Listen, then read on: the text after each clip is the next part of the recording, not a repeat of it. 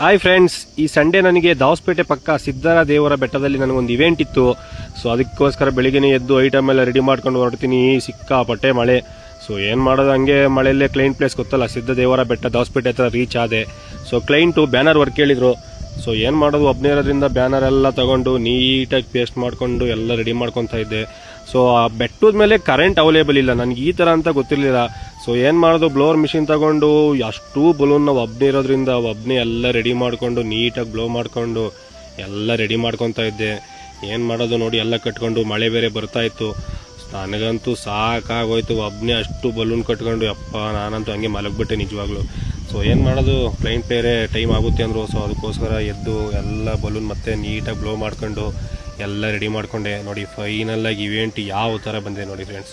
Client ತುಂಬ ಖುಷಿಪಟ್ಟರು. Thank you sir, ಇಂಥ ರಿಸ್ಕಲ್ಲೂ ಈ ಥರ ಚೆನ್ನಾಗಿ ಮಾಡಿಕೊಟ್ಟಿದ್ರೆ ಥ್ಯಾಂಕ್ ಯು ಅಂತ ಹೇಳಿದ್ರು. ದಯವಿಟ್ಟು ರೆಡ್ಡಿ ಇವೆಂಟ್ಸ್ನ ಕಾಂಟ್ಯಾಕ್ಟ್ ಮಾಡಿ.